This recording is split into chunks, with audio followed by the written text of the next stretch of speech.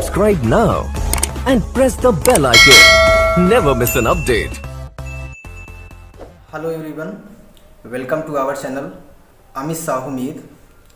आज मैं आपके सामने एक बहुत ही इंटरेस्टिंग पोयम कक्षा 11 की ए फोटोग्राफ, जिसकी कवियत्री सर्ली टॉल्सन है। सर्ली टॉल्सन, इसको सर्ली टॉल्सन पढ़ा जाएगा, उसको डिस्कस करने वाले हैं।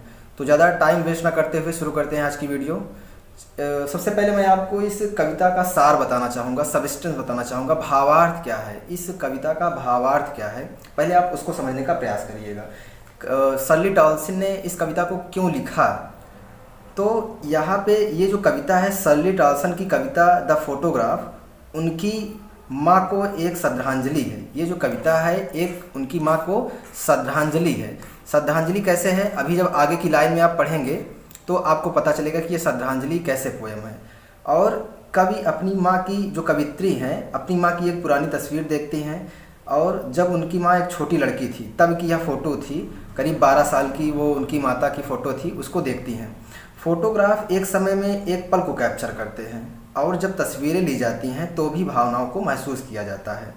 यहाँ पे और आपको भावार्थ अगर समझना चाहें तो ये जो कविता है ये फोटोग्राफ जीवन और मृत्यु की अनिश्चितता का एक शानदार चित्रण है। थोड़ा भावार्थ समझने का प्रयास करिएगा, क्योंकि भावार्थ थोड़ा स्पिरिचुअली है। इस जो फोटोग्राफ का जो पोयम का जो भावार्थ है बहुत ही ज़्यादा स्पिरिचुअली है। इसको समझिए कि ये जो कविता है ये फोटोग्राफ जीवन और मृत्यु की अनिश्चितता का एक शानदार चित्रण है। यहाँ पे कवित्री भी ये बताती हैं कि मृत्यु को जो मृत्यु होती है वो अक्सर परिवर्तन की परिणत के रूप में देखा जाता है। परिणत का रूप में मतलब जो मृत्यु होती है वो हमेशा एक मॉर्टल होती है, उसके रूप में देखा जाता है, जबकि जीवन को गति के साथ चलता हुआ माना जाता है। जो जीवन होता है वो गति के साथ चलता हुआ माना जाता है। एक तस्वीर एक ऐसी चीज़ होती है जो किसी के जीवन के एक निश्चित क्षण को पकड़ती है। व्यक्ति समय के साथ बदल सकता है, लेकिन तस्वीरों के साथ जुड़ी यादें नहीं बदलती हैं। यहाँ पे जो कवित्री हैं समझाने का ये भी प्रयास करती हैं कि जो व्यक्ति होता है वो समय के साथ बदल सकता है, उसकी मृत्यु भी हो जाएगी, लेकिन जो तस्वीरें होती हैं, तस्वीरों के साथ जो जुड़ी यादें होती हैं वो कभी नहीं बदलती।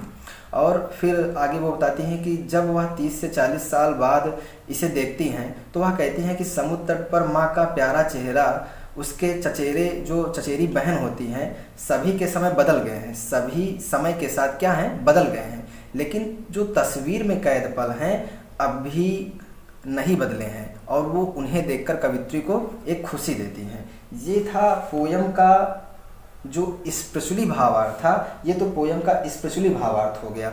अगर आप इसका वैसे अगर सबस्टेंस देखना चाहे, लाइन टू लाइन का सबस्टेंस देखना चाहे, तो उसको भी पहले आप समझ लीजिए कि यहाँ पे इसका पूरा सबस्टेंस क्या है।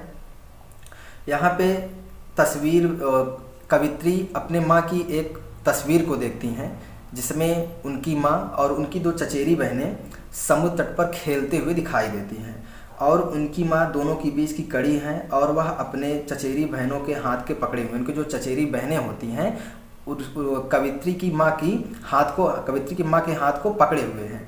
और वहाँ पे हवा बहुत ज़्यादा तेज़ चल रही थी, तो इसकी वजह से जो उनके बाल थे वो उड़ रहे थे, और उनके चाचा जब तस्वीर ले रहे थे, उनके चाचा अंकल थे वहाँ पे, कैमरे से जब तस्वीर ले रहे थे तो उनके बाल वहाँ पे उड़ रहे थे और स्माइलिंग फेस आ रहा था उनका तस्वीर में। और आगे अगर देखते हैं इसका और सारांश, यहाँ पे कहती हैं कि कवित्री कहती हैं कि तस्वीरें और यादें नहीं बदली हैं, जबकि समय बदल गया है, और इसलिए कवि की माँ अब जिंदा नहीं है। कवित्री याद करती हैं कि उसकी माँ जब 30-40 साल बाद तस्वीर को देखती थी तो वो ज़ोर से हंसती थी। कवित्री के साथ जब उसकी माँ उस तस्वीर को देखती थी ज़ोर हंसा करती थी। उस समय तक उसकी माँ की शादी हो चुकी थी और उसकी खुद की एक बेटी थी। कवि की माँ हंसती थी और कहती थी कि उसके चचेरे जो बहन हैं बेटी और डाली समुद्र के लिए देखो कैसे ड्रेस पहने हुए हैं। उसके बाद यहाँ पे और अगर आप थोड़ा और भाव समझिए, भावार्थ, इसका एक्सप्लेनेशन, इसी तरह तस्वीर और यादें नहीं बदली हैं। आगे देखिए, कवित्री जो होती हैं यहाँ पे ये देखती हैं कि उनका पास्ट, उनका जो पास्ट है, कवित्री का पास्ट है, वो क्या है, उनके साथ माँ के साथ बिताए हुए पल हैं। और जो उनकी माँ का पास्ट क्या है, माँ का बीता हुआ पल क्या है, वो जब तस्वीरें अपनी बेटी के साथ देखकर हंसा करती थी तो वो उनका पास्ट हुआ करता था। ये इस कहानी का सारांश है। और सारांश के साथ साथ अब आप लाइन टू लाइन थोड़ा समझने का प्रयास करिएगा। तो शुरू करते हैं लाइन टू लाइन हम। देखिए, the cardboard shows me how it was when the two girl cousins went paddling, each one holding one of my mother's hand, and see the big girl some 12 years or so। यहाँ पे paddling का पहले अर्थ समझ लीजिए। पहले paddling का मतलब होता है walking with the bare foot in the shallow water. यहाँ पे मतलब नंगे पाँव पर जो समुद्र तट पर हल्का हल्का पानी रहता है उस पर पद यात्रा करना, उस बीच पर टहलना, वही होता है पैडलिंग, ठीक। या उस पानी पर जाके पानी को थपथपाना अपने नंगे पैर से, उसको कहते हैं पैडलिंग। यहाँ पे देखो कार्डबोर्ड क्या होता है। कार्डबोर्ड का मतलब होता है फोटोग्राफ। अब यहाँ पे फोटोग्राफ के लिए कार्डबोर्ड का है क्यों यूज किया गया है, क्योंकि ये जो फोटोग्राफ है वो कवित्री के लिए अब कार्डबोर्ड ही रह गया है। क्यों कार्डबोर्ड रह गया है, क्योंकि जो उसकी माँ की अब मृत्यु हो चुकी है। जब उसकी माँ की मृत्यु हो चुकी है तो वो जो फोटोग्राफ है वो उसके लिए कार्डबोर्ड हो गया है, ठीक। कार्डबोर्ड का मतलब होता है एक गत्ता टाइप का जिसमें फोटो को चिपका दिया जाए। तो द कार्डबोर्ड शोज, कार्डबोर्ड का मतलब फोटोग्राफ दिखाता है, फोटो दिखाता है मी हाउ इट वाज, यह कैसा था, फोटोग्राफ मुझे दिखाता है, कवित्री को दिखाता है।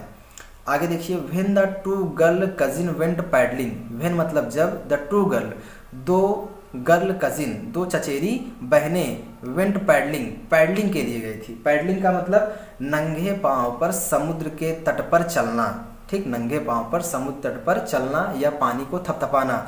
जब दो चचेरी बहनें समुद्र तट पर पैडलिंग के लिए गई थी। आगे देखिए, each one holding one of my mother's hand, each one प्रत्येक, होल्डिंग का मतलब पकड़े हुए था, one of my mother's hand मेरी माँ का हाथ, दोनों मेरी माँ का हाथ पकड़े हुए थे। मतलब एक तरफ जो है एक हाथ जो है एक चचेरी बहन पकड़ी थी और दूसरा वाला हाथ दूसरी चचेरी बहन पकड़ी हुई थी और उनकी माँ बीच में थी, मतलब बीच की कड़ी बन रही थी। प्रत्येक चचेरी बहन मेरी माँ का हाथ पकड़े हुए थी। And see the big girl, और वह बड़ी लड़की जो बीच में थी, सम 12 ईयर और सो, वो करीब 12 साल की थी। अब बात समझिएगा, यहाँ पे आया है सम 12 ईयर्स आर सो, इसका मतलब जबकि यह फोटो वो देख रही कवित्री, जब तब की फोटो देख रही हैं जब उसकी माँ 12 साल की थी और वो सबसे बड़ी थी। तो यहाँ तक का आप समझ में आया होगा। फिर से देख लीजिए, कार्डबोर्ड हमको दिखाता है कि यह फोटो कैसा था जब दो चचेरी बहनें पैडलिंग के लिए समुद्र तट पर गई हुई थी। भाई पैडलिंग क्या था मैंने आपको बता चुके हैं। पैडलिंग का मतलब नंगे पांव पर समुद्र तट पर चलना या पानी को थपथपाना। प्रत्येक चचेरी बहन मेरी माँ का हाथ पकड़े हुए थी और वह बड़ी लड़की करीब 12 साल की थी। या आप ऐसे कह सकते हो कि यह फोटो तब की थी जब मेरी माँ 12 साल की थी। आगे देखिए, All three stood still to smile through their hair at the uncle with the camera, a sweet face, my mother's, that was before I was born। यहाँ तक का देखिए पहले, all three stood, 3 का मतलब दो चचेरी बहनें एक मेरी माँ, 3 हो गए।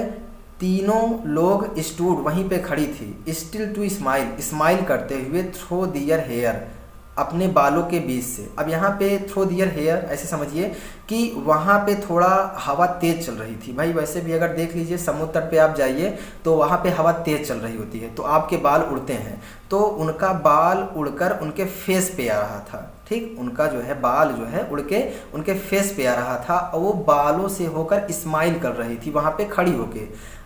किस तरफ देख के स्माइल कर रही थी? एट द अंकल, अपने अंकल की तरफ देखकर, विद द कैमरा, जो कि कैमरा लिए हुए खड़े थे। कैमरा लिए हुए खड़े थे का मतलब वो कैमरा से उनका फोटो खींच रहे थे। उनकी तरफ देखकर वो तीनों वहाँ पे खड़ी थी और अपने बालों से होकर वो स्माइल कर रही थी, मुस्कुरा रही थी। आगे देखिए, a sweet face my mother's, that was before I was born. और यह तब की बात है जब मैं पैदा भी नहीं हुई थी। ये बातें तब की हैं जब मैं पैदा नहीं हुई थी। या आप ऐसे कह सकते हो that was before I was born, मेरे पैदा होने से पहले a sweet face my mother's, मेरी माँ का जो चेहरा था वो क्या था, स्वीट था, बहुत ही प्यारा था। मेरे पैदा होने के पहले मेरी माँ का चेहरा बहुत ही प्यारा था। या आप ये कह सकते हो कि मेरी माँ का चेहरा बहुत प्यारा था और ये तब की बात है जब मैं पैदा भी नहीं हुई थी। आगे देखिए, and the sea which appears to have changeless vast there terribly transient feet. ये बहुत बड़ी बात कह रहा है अब यहाँ पे, देखिए समझिए कि एंड द सी और समुद्र, एंड द सी का मतलब समुद्र, which appears to have changeless, changeless का मतलब जो कभी नहीं बदलता, और ये समुद्र जो कभी नहीं बदलता इमोरल है। इमोरल का मतलब अमरलशील है, जो कभी नहीं बदलता, जो कभी नहीं मर रहा है। वास्ट, वास्ट का मतलब धो रहा है। दियर टेरिबली ट्रांजिएंट फीट, देखिए ट्रांजिएंट का मतलब होता है मॉर्टल, ट्रांजिएंट का मतलब मॉर्टल, मॉर्टल का मतलब बात ये हुई कि वो जो पैर हैं वो आगे चल के मरणशील हो जाएंगे। देखिए यहाँ पे सी को इमोरल बताया गया है और उनकी माँ को, कवित्री की माँ को मॉर्टल बताया है कि भाई ये इम्परमानेंट हैं। ठीक, जो ट्रांजिएंट का मतलब इम्परमानेंट, मतलब कि वो अस्थाई हैं, और ये समुद्र क्या है, अस्थाई है।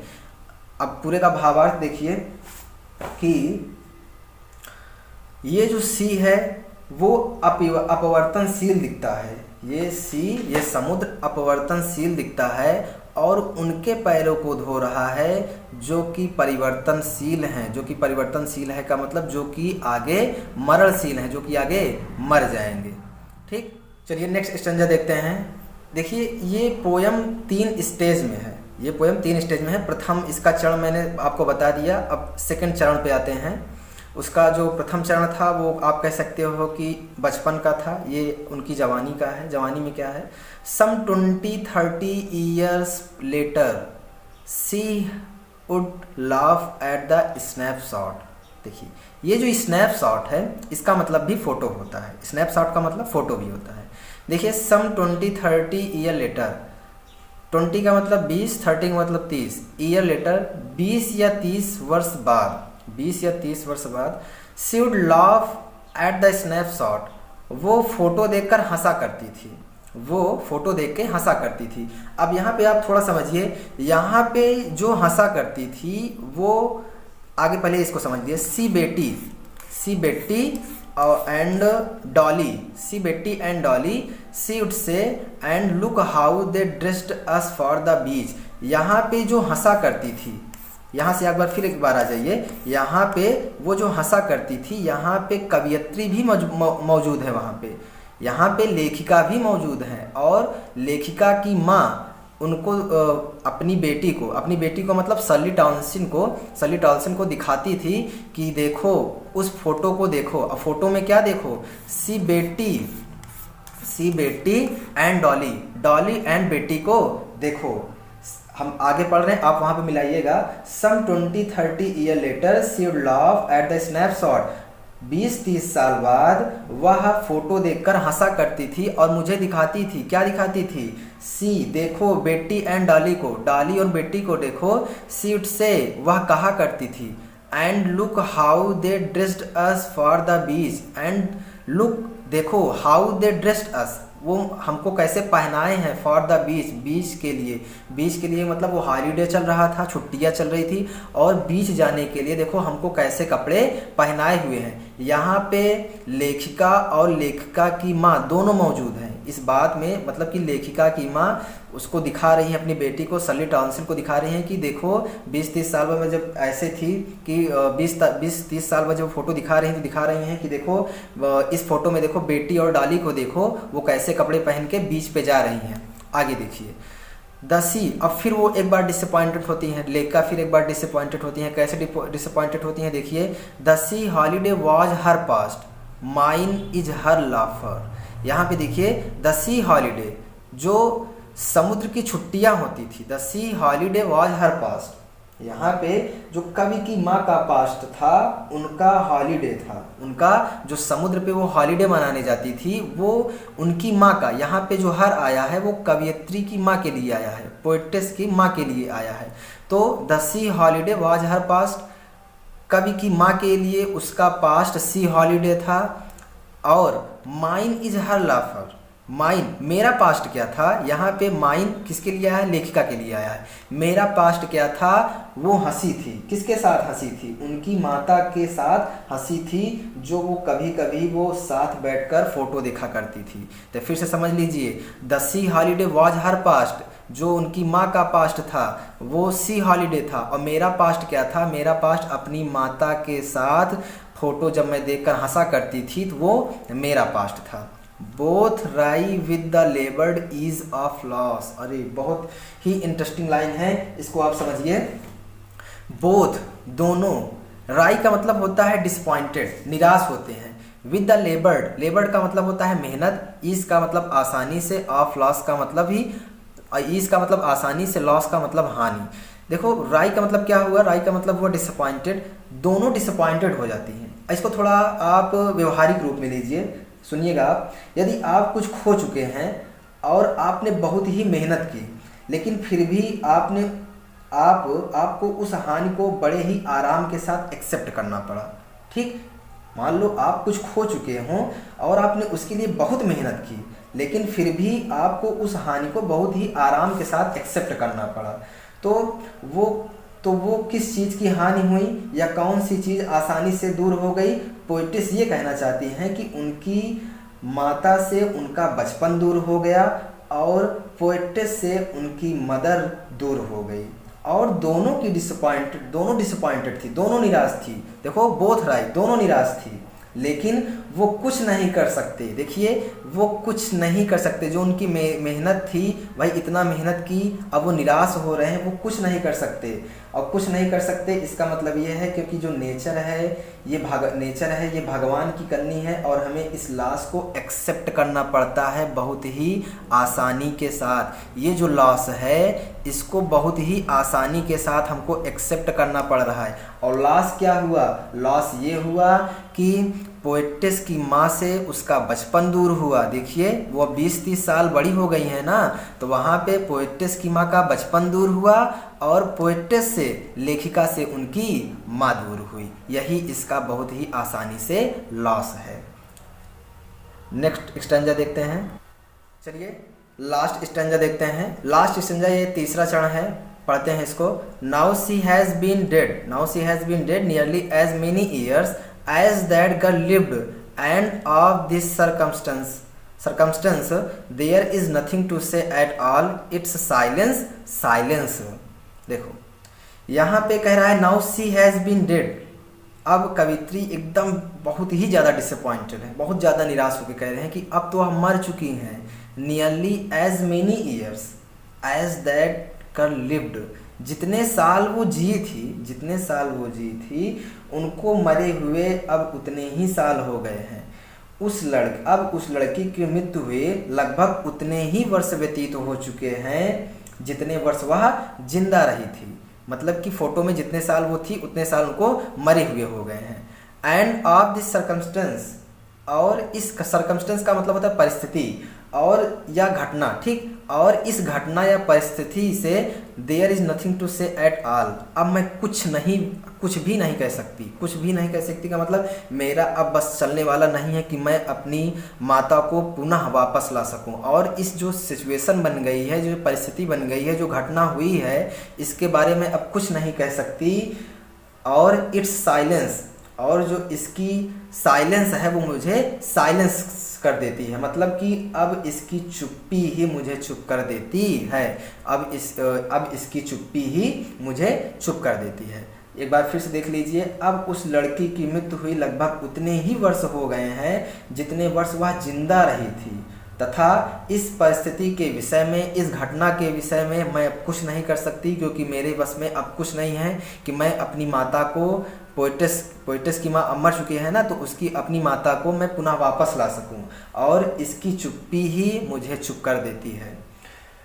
तो कैसा लगा आपको वीडियो आप हमको कमेंट बॉक्स में ज़रूर बताइएगा।